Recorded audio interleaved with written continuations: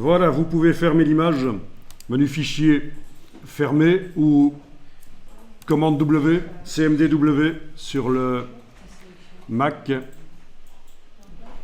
Et on va réouvrir le fichier 5 JPEG cette fois-ci. On réouvre le même fichier en JPEG. Je vous montre une deuxième méthode pour nettoyer. C'est vraiment une image difficile, hein. Les traits, on peut dire qu'ils sont fort proches de la couleur du papier. Sans doute l'éclairage au moment de la prise de vue n'était pas idéal aussi. Et on peut remarquer qu'au moment de la prise de vue, on n'a pas demandé à l'appareil photo d'améliorer la photo. Il n'y a pas eu déjà un travail de l'appareil photo. Et c'est pas plus mal. Quand on fait du travail sur du dessin comme ça, on a intérêt à faire ce qu'on appelle du brut, un scan brut, une photo brute, c'est-à-dire pas corriger au moment où on scanne avec le scanner ou au moment où on photographie. Photographier vraiment comme ça, parce que Photoshop a plus d'outils pour nettoyer les photos. Et il vous donne plus la possibilité de contrôler le nettoyage. Bon, vous avez fermé la photo, vous l'avez réouvert, la version JPEG de l'image 5. Parfait, parfait.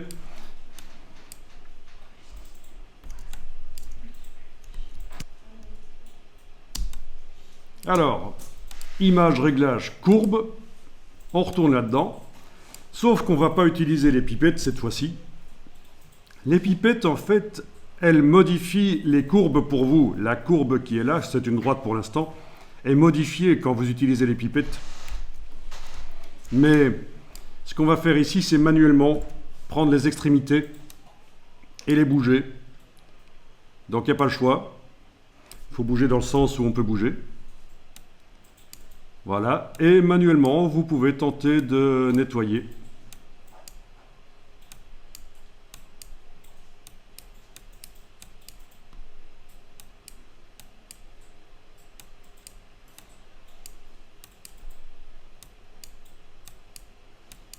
Voilà. Donc, visuellement, vous regardez ce qui se passe et vous tentez de nettoyer, donc en bougeant en horizontal les extrémités. Et puis, vous allez pouvoir positionner le pointeur sur la courbe ici au milieu, cliquer et bouger pour déterminer l'intensité des traits. Voilà. Donc, il n'est pas interdit d'aller bouger complètement.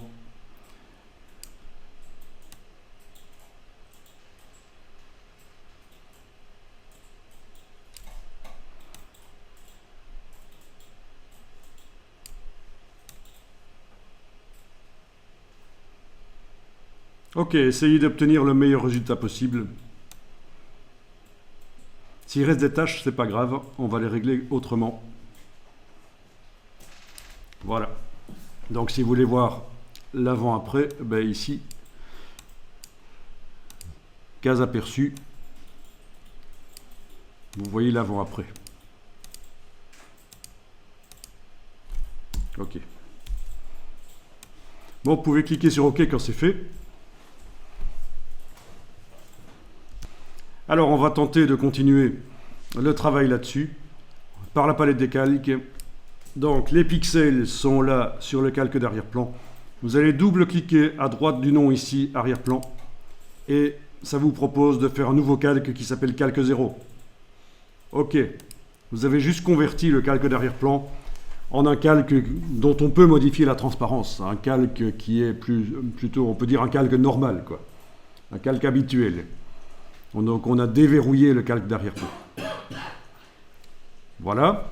Et vous allez créer un nouveau calque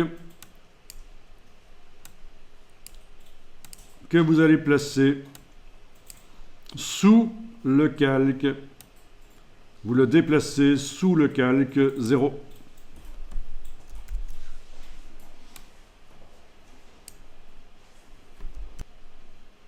Alors, ce nouveau calque, il est activé, on travaille sur lui, on va le remplir avec une couleur vive.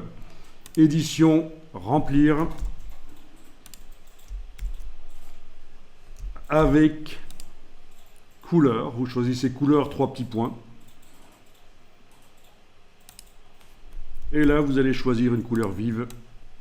Donc, je choisis globalement ici une couleur. Je mets la pastille en haut à droite, c'est une couleur vive. OK. OK. Et voilà, on voit que le calque est rempli avec la couleur vive. Évidemment, on ne le voit pas sur l'image. Tous les pixels de la chaussure recouvrent les pixels vifs ici. Donc, à aucun endroit, on ne voit ces pixels vifs dans l'image. Alors, ce qu'on va tenter ici, c'est de l'écrêtage par la luminosité. Vous allez comprendre, on va double-cliquer à droite du nom du calque 0. Alors oui, ici, je reviens en arrière, ne le faites pas, juste pour dire que, en effet, quand vous étiez en train de faire édition, remplir avec couleur, si ceci est coché, eh ben, vous n'arriverez jamais à remplir le calque qui, avant qu'il soit rempli, il était transparent. Il était transparent. Et si vous préservez les zones transparentes, vous aurez beau essayer de remplir, ça ne voudra jamais remplir. Voilà, donc ceci ne doit pas être coché, absolument.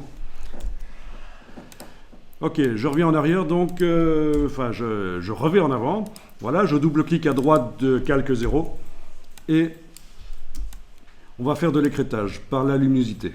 Donc, ça veut dire, vous avez ici possibilité de rendre transparent le calque sur lequel on est en train de travailler là, le calque 0. On a possibilité de rendre transparentes certaines parties en fonction de leur luminosité.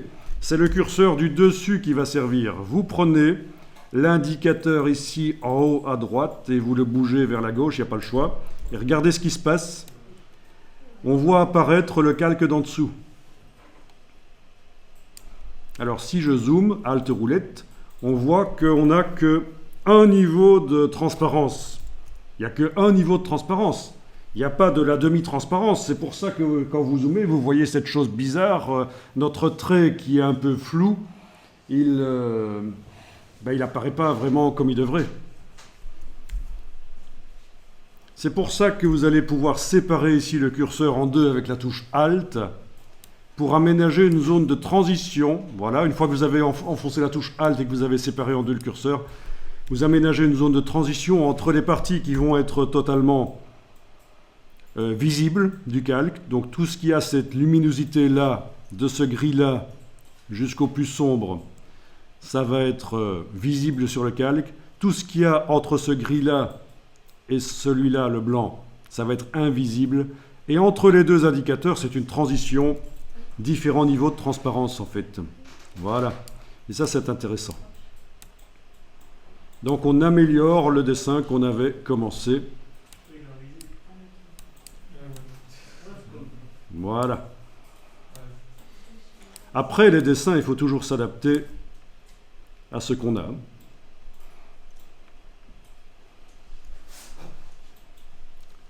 Case aperçue.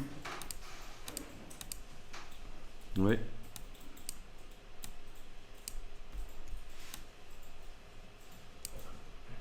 S'il faut, on laisse des tâches apparaître. Hein. On les enlèvera plus tard.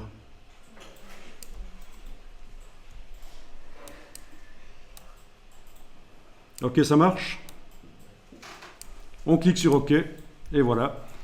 Et alors, sur le calque, on a cette icône-là qui apparaît pour dire qu'on a été joué avec les curseurs d'écrêtage.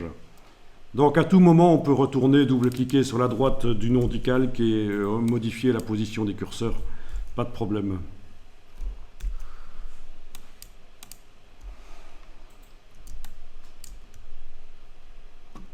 Donc, ce qu'on va faire ici maintenant, c'est remplir le calque rose d'en dessous avec du blanc pour voir ce que ça donne.